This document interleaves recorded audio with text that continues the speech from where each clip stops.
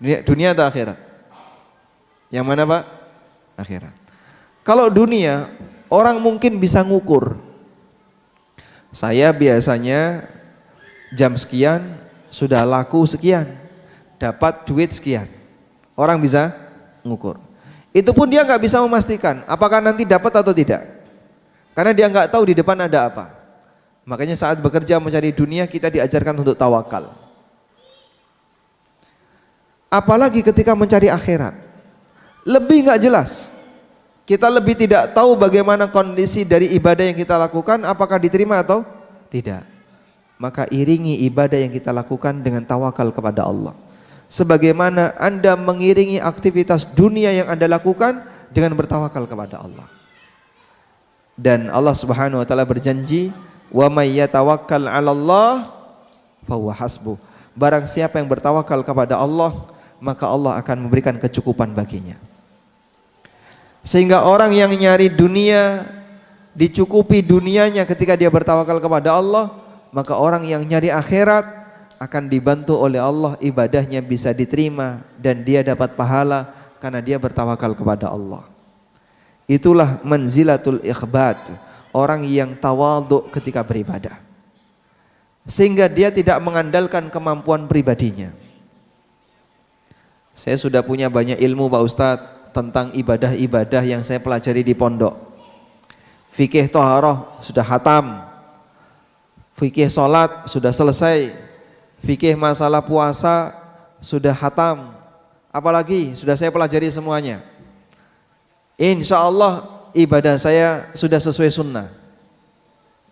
Siapa yang jamin ibadah Bapak diterima? Enggak ada. Karena ada satu unsur yang ini bisa berbahaya kalau nggak dibimbing dengan baik. Masalah batin. Bisa saja ada orang yang ibadahnya sesuai sunnah, ittiba Nabi SAW, tapi karena batinnya rusak, dia punya ujub, jadinya gimana? Ibadahnya tidak diterima. Iblis dikatakan sebelum Allah ciptakan Adam, dia itu ahli ibadah. Saking taatnya iblis dan banyak ibadahnya kepada Allah, sampai Allah kumpulkan dia bersama para malaikat. Tapi Allah tahu hatinya, itu hati iblis menyimpan ujub dengan ibadah yang dia lakukan. Allah ciptakan Adam, Allah ajarkan kepada Adam aneka ilmu yang tidak dimiliki oleh malaikat dan iblis. Lalu Allah perintahkan mereka semua untuk sujud kepada Adam sebagai bentuk penghormatan kepada Adam. Apa yang terjadi pada iblis? Aba wastakbara wa kana minal kafirin. Dia enggak mau sujud dan sombong, dan dia jadi makhluk yang kafir.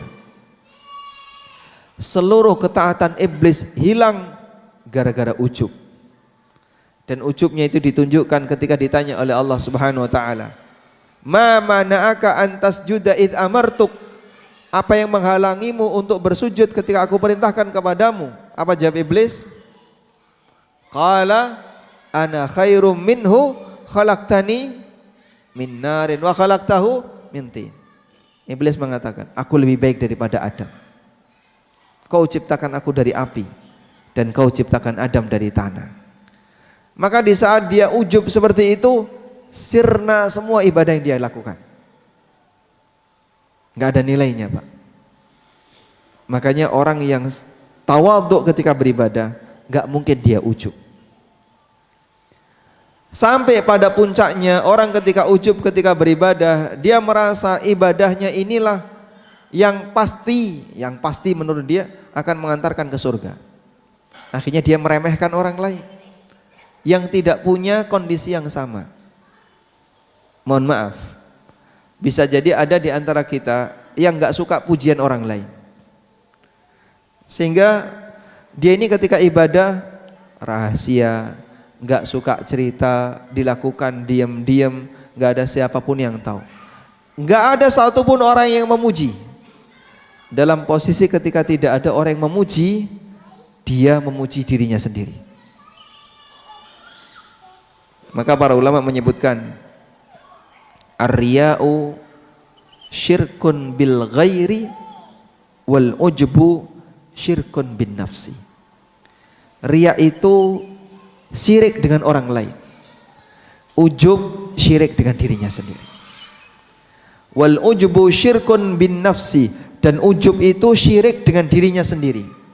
Sehingga di saat enggak ada orang lain yang memujinya, dia taat kepada Allah dalam posisi sendirian. Ketika enggak ada satupun pujian yang dia dengar, dia memuji dirinya sendiri. Kamu memang hebat, manhajmu lurus, ibadahmu sesuai sunnah, ikhlas. Kau menyendiri, enggak ada satupun orang yang tahu. Kau tidak minta pujian kepada orang lain, enggak suka cerita-cerita dengan ketaatanmu. Memang kau ini ikhlas. Dia memuji dirinya sendiri. Ujub mulai dari situ, Pak. Di saat itulah dia merasa lebih hebat dibandingkan yang lain, sehingga saat dia memandang orang lain, kayaknya orang itu kok ikhlasnya kurang.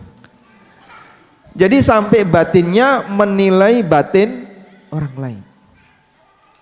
Ibadah orang ini kayaknya kok kurang, batinnya menilai batin orang lain.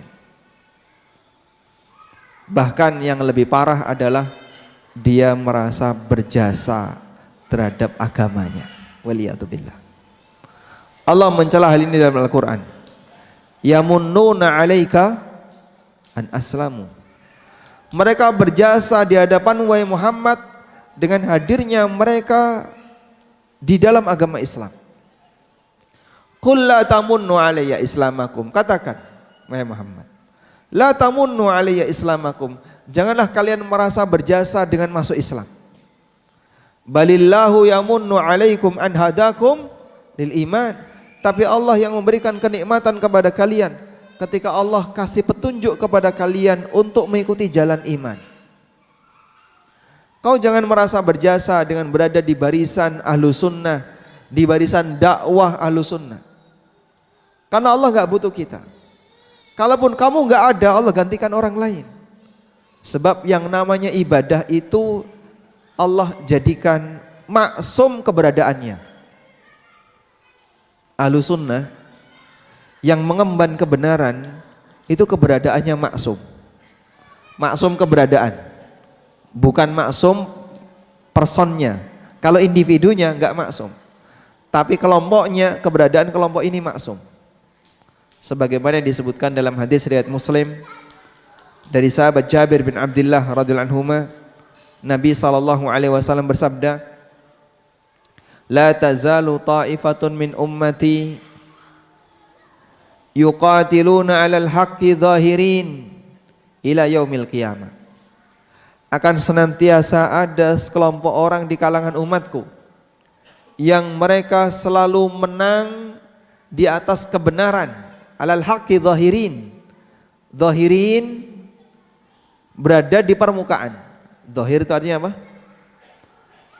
Az-zuhru artinya apa? Punggung. Disebut zahirin karena dia berada di permukaan. Alal haqqi, di atas kebenaran. Artinya nampak di depan umum orang ini selalu berjalan di atas kebenaran. Sehingga posisi orang ini, kata Nabi SAW, selalu ada, la tazalu, akan selalu ada. Dari sejak zaman beliau ila yaumil qiyamah, sampai hari kiamat.